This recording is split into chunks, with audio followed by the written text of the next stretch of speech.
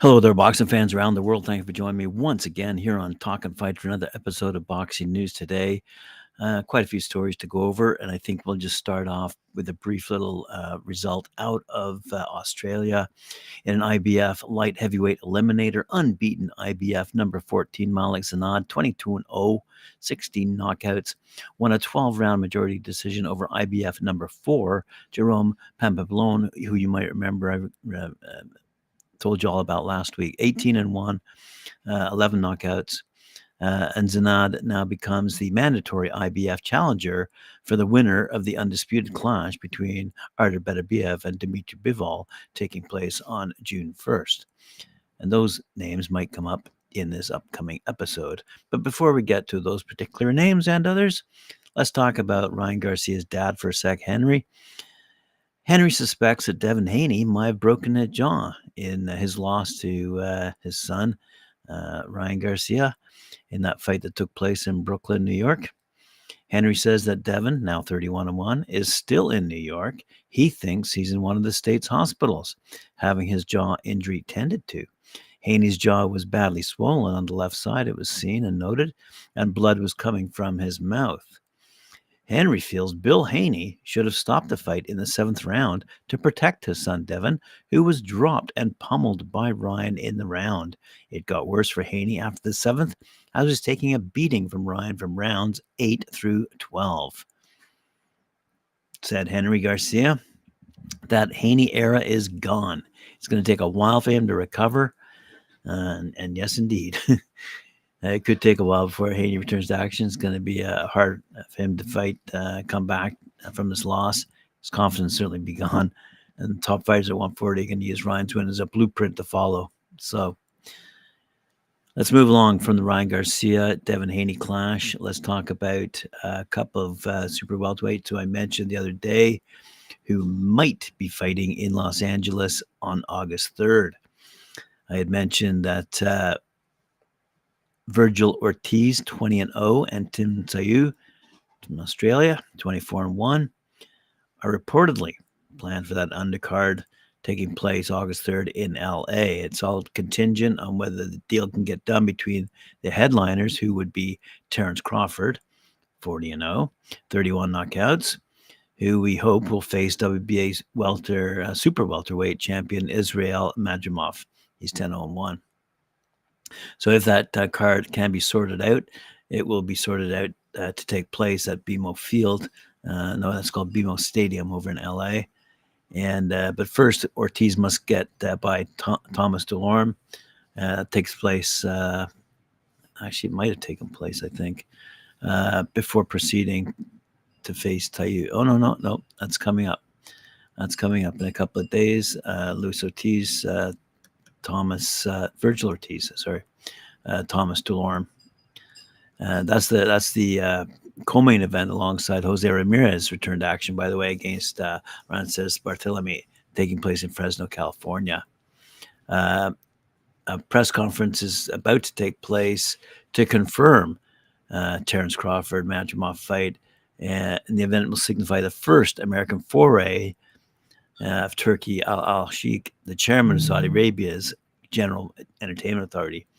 And the promotion of the event will be organized by Eddie Hearn of Matchroom. The BMO Stadium, by the way, has a capacity of 22,000 people.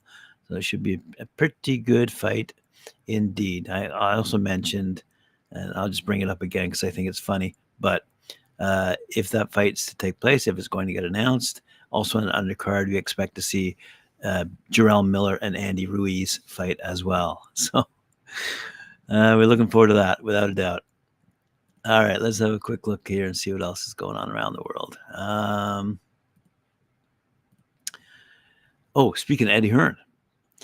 Eddie Hearn has his doubts about Terence Crawford defeating Israel Madrimov if their fight gets made.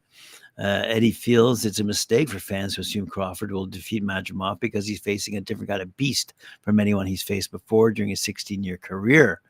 Crawford's a good fighter, he says, but his resume is thin. He has no one other than a car crash wreck Daryl Spence to show for his long career. Once you get past Spence, Crawford's resume is filled with a lot of washed-up fighters like Amir Khan, Kell Brook, Sean Porter, Ricky Burns, and Julius Ndongo. Hearn mentions the size and punching power of Madrimov, who's never fought. That's going to be a problem for Crawford, who's never fought at 154 and isn't a spring chicken at a weathered age of 36. Patrick Sternberg, who is writing for Bad Left Hook, thinks that IBF welterweight champ Jaron boots Ennis and his move to Matchroom, which is now proven quite lucrative because Eddie Hearn and Matchroom turned in a staggering $3.9 million offer at yesterday's purse bid for his order title defense against Cody Crowley. So as champion, Ennis 31-0 will be the beneficiary of an 85-15 split, meaning he'll bank $3.315 million for that fight if Crowley accepts it. Crowley, 22-0, will receive the remaining $585,000, more than twice what he'd get if he proceeded with his WBC title eliminator against Suleiman Kissohok. So let's wait and see if that fight does take place in July in Philadelphia. Boots and his first homecoming since his 2018 knockout of Raymond Serrano.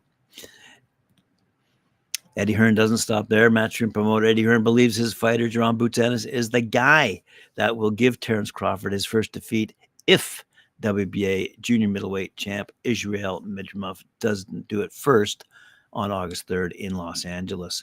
Hearn believes Madrimov and Boots Ennis have what it takes to beat the 36-year-old Crawford, who hasn't been fighting on just an annual basis since 2020, and there's no way of knowing how he'll perform after another year out of the ring. Crawford's he's been in a victory lap since his win over Errol Spence Jr., which I mentioned, and he's milked that win for a little too long. His Excellency Turki Al-Sheikh plans to have Crawford fight Madrimov, as I said, on August 3rd, but Hearn thinks that Madrimov might be a bit too big and powerful for Crawford, who hasn't fought a big puncher like that in his long career. And again, mentions Errol Spence and Kell Brook as examples, but they were past it and not anywhere near the fighters they'd once been when he fought them. Said Eddie, I couldn't give enough credit to Terence. One, I like the guy. He's a dog when it comes to work, to hustle, to grind, and I think technically he's incredible. If someone's going to beat him, it's going to be someone that's too big for him.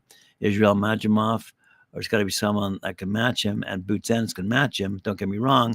I can't sit here and tell you Boots beats him easy. No one beats Terence Crawford easy. So it'd be interesting to see if Hearn can try and backtrack on his comments about Boots being the one who can match Crawford. But he's already said it. He believes that the 26-year-old Ennis is the one who can match Crawford, or maybe be more than a match for him.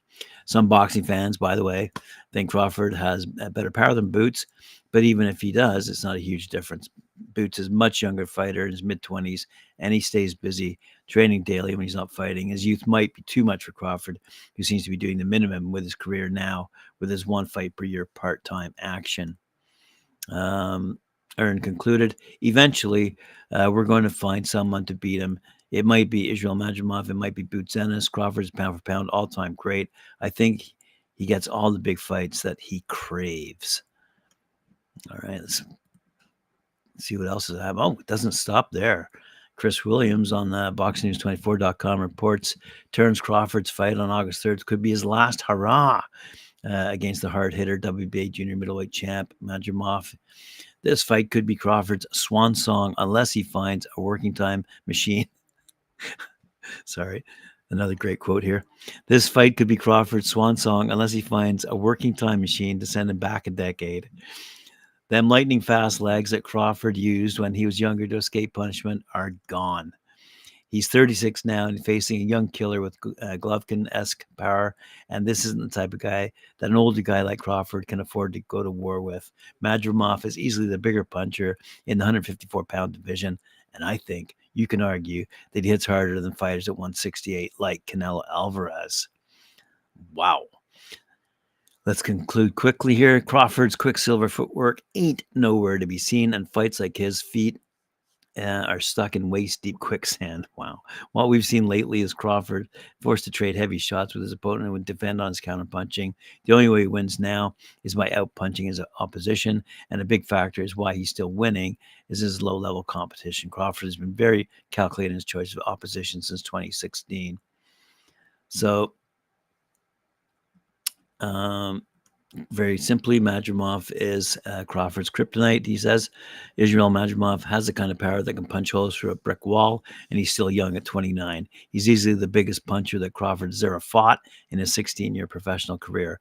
Madrimov is kryptonite for what's left of Crawford, who's clearly hanging around for the dough. The way Madrimov looked in his fifth-round knockout victory over Magomed Kurbanov was scary. How long will Crawford last getting hit by similar shots from Madrimov is the question. And this is a fight that Crawford wouldn't be taking, but he's doing it because it's the one that pays. His Excellency Turki Al-Sheikh is putting on the August 3rd card, and it's obviously one that Crawford is going to get a lot of dough. If not for that, I don't think Crawford would want anything to do with a young puncher like Madrimov because he hits too hard. And Terrence is on the wrong side of 30 to be fighting this kind of knockout artist. There you have it, boxing fans. Let's end today's show with a bit of news regarding Luis Nery and Inoue monster. Former 2-division world champ Luis Nery, he's 35-1, 27 knockouts, will take on pound for pound king Naoya monster Inoue, 26-0, 23 knockouts for the undisputed junior featherweight world championship on Monday, May 6th at Tokyo Dome. We all may remember this because this is the place back in 1990 when James Buster Douglas shocked the world and beat Mike Tyson. Anyway, this particular undisputed clash will top a fascinating world title quadruple header. Going to be shown live on ESPN Plus.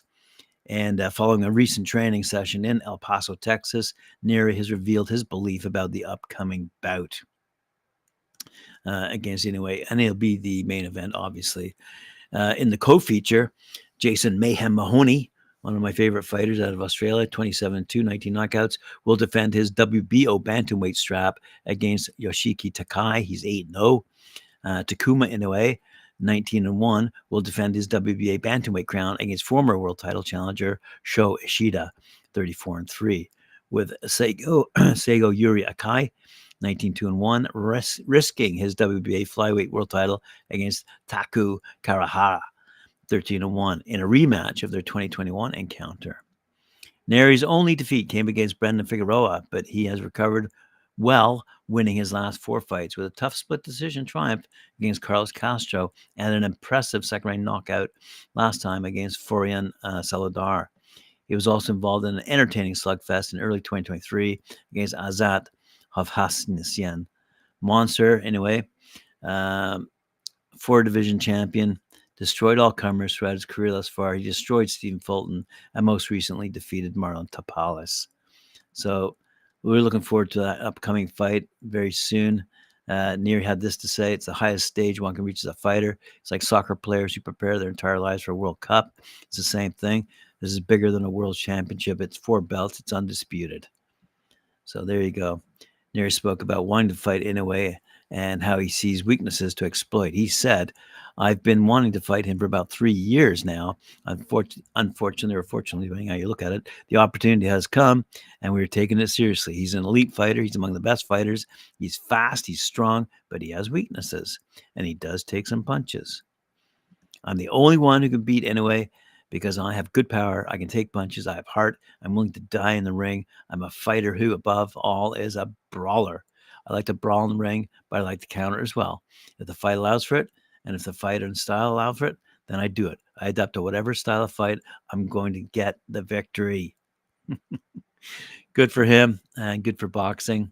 Much better than the chatter we had to put up with before the Devin Haney, Ryan Garcia fiasco. And that still goes on. Let me just say this.